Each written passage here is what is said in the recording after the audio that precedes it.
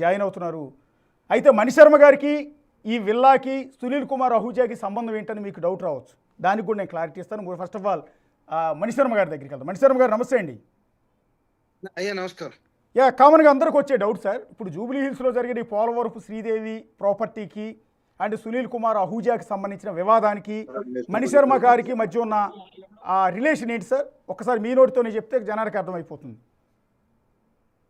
ఇది కాదు sir, actually నా దగ్గర నుంచి అత్తాపూర్లో ఒక 800 యార్డ్స్ అండి. మేము చాలా కష్టపడి సంపాదించి నాకు బిజినెస్లు ఏమి రావండి. నాకు వచ్చే సంగీతం ఒకటే, దాన్ని నమ్ముకుని సంపాదించుకుని తీసుకున్న ఒక 800 యార్డ్స్ ఏదో అవసరం వచ్చి అది పెడితే 27 lakhsకి ఆ రోజే అది 2.5 crores వర్త్ అండి. అది 27 lakhs ఇచ్చి దాన్ని రిజిస్ట్రేషన్ రాయించుకుని మన అవసరానికి ఇవన్నీ పట్టించుకోకుండా ఏదో సంతకం పెట్టాం.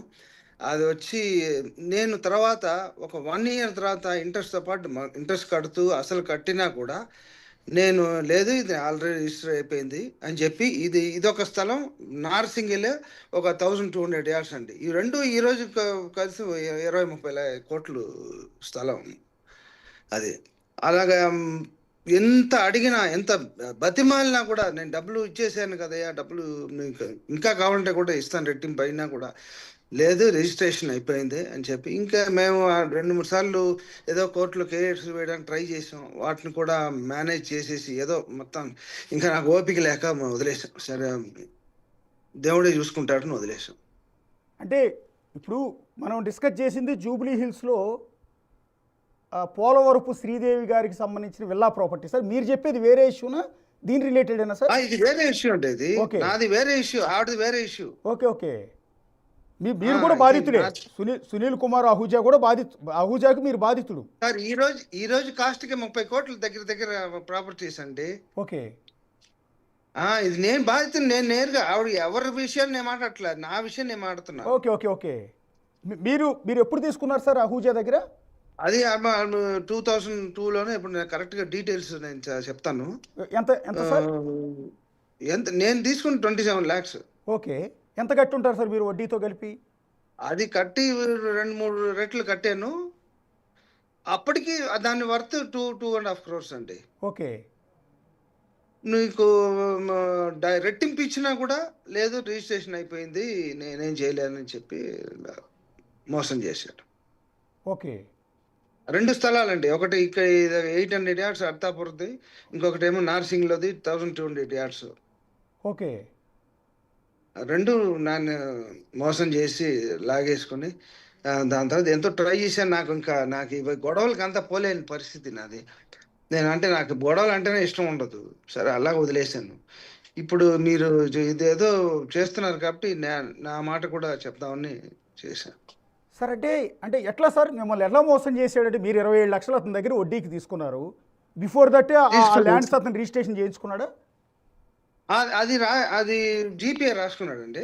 ఓకే, జీపీఏ టు సేల్ అది రాసుకుని తీసుకుని అసలు కట్టేసి వడ్డీ కట్టేసినా కూడా ఇవ్వనని చెప్పాడు.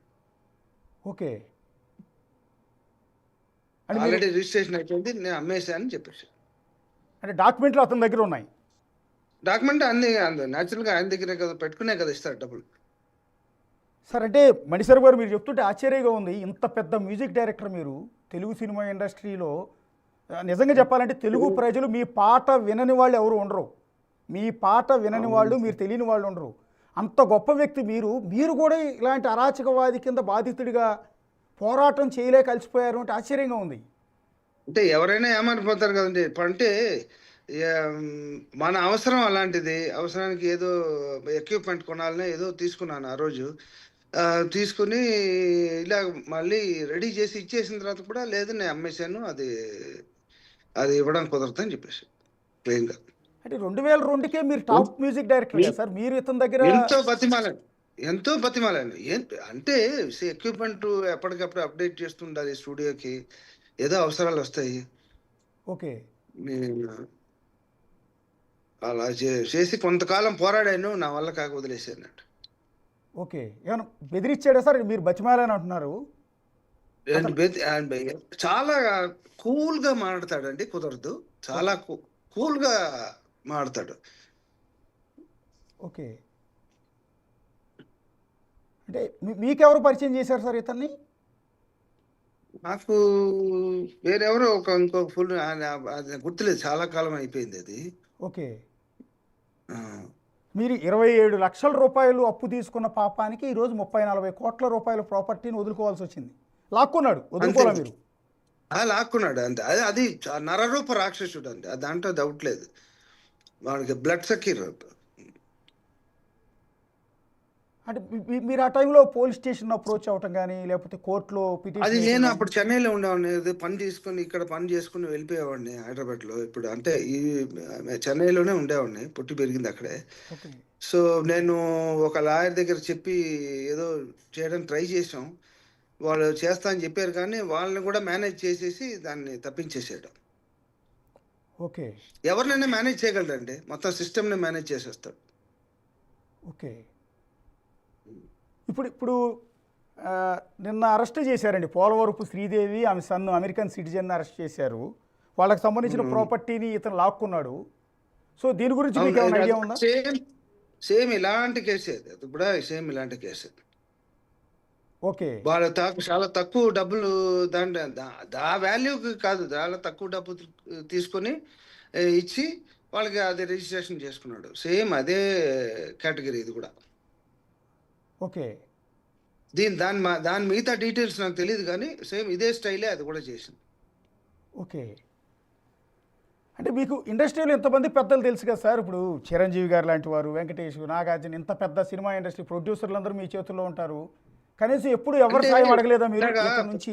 ఇలా నేను ఏమారిపోయిన దానికి కూడా వాళ్ళని అందరినీ ఎలాగ ఇన్వాల్వ్ చేస్తాను. అసలు నార్మల్గానే ఎవరిని ఏం అడగనండి.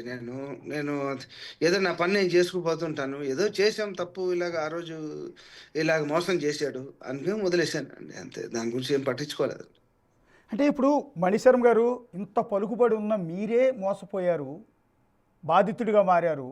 ఇంకా సామాన్యుడి పరిస్థితి ఏంటి సార్? హైదరాబాద్లో ఇతను ఎంతోమంది ఆస్తులు నరరూప వందల కోట్లు రాక్షసుడు. లాక్కున్నాడు. అంతే. సమస్య లేదండి. వాడు ఈజ్ నాట్ గుడ్ పర్సన్ కాదు. వాడు బ్యాడ్ పర్సన్ కి కూడా అర్హత లేదు వాడు.